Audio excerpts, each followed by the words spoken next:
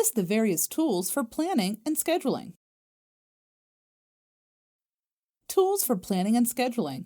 There are various kinds of tools that can be used for planning and scheduling. Some of the most commonly used tools for presenting the information graphically are as follows: pie chart, bar chart, frequency polygons, line graph, scatter chart. Pie chart. Let's look at each one of them in detail. A circle or disk, which is divided into pie-shaped pieces or sectors, which are proportional to the frequencies. Each segment corresponds to the amount of time taken by the areas of the category, and hence such as angles of the implementation are proportional to the frequencies in the different categories. A pie chart depicts and shows how a part of something relates to the pie chart for qualitative data, and to avoid using a pie chart for quantitative data.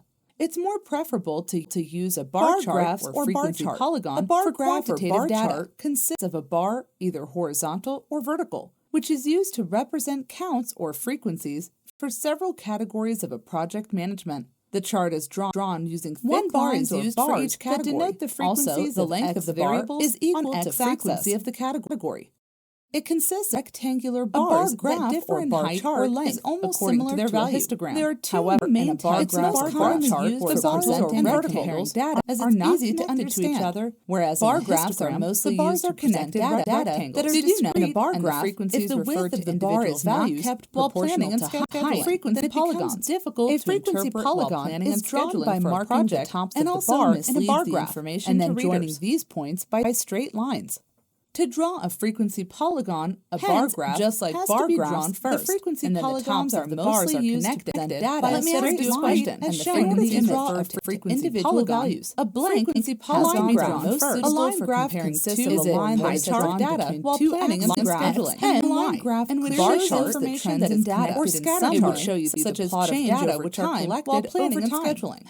Hence, it can clearly denote and show how the data changes at regular intervals for two options while scheduling and planning. It consists of a vertical y-axis and a horizontal x-axis. Each variable is plotted along an axis. They are greatly suited for showing specific values of data. This is because the other variable is plotted on the y-axis, then the other is affected by the other using a line graph or decreases. This helps to show trends in data clearly while planning and scheduling. Also, it helps to predict results of data that have not yet been recorded. Or dot plot.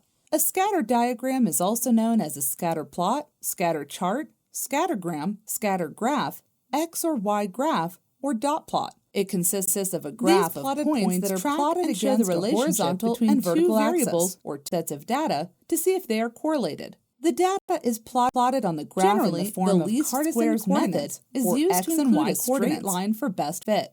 Scatter plots are used to find the relation between two sets of data or two variables that both relate to the same correlation between the two data sets or variables. It can be deduced that the stronger is the relationship between two variables if the points show no significant around the imaginary line. There is probably no correlation between the two data sets or two variables. There is a positive correlation between the two variables. A positive correlation means that if X increases from lower left Y to upper right increases. There is a negative correlation between the two variables if the points cluster in a band running from upper left to lower right.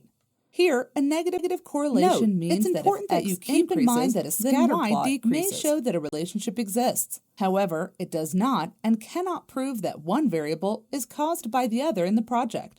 So, there are chances that a third factor may be causing both. The following are some of the cases could be just a fluke. Plot a scatter plot for data, a scatter plot can just give you a clue that the two things might be related, where the dependent variable may have multiple values for each value of two variables are related. In cases where you want to find out the potential root cause of problems while planning and scheduling. Before constructing a control chart, to determine objectively whether a particular cause and effect are related after you have a list of potential causes and effects that you got after brainstorming using a fishbone diagram while dealing with issues during project management. To determine if two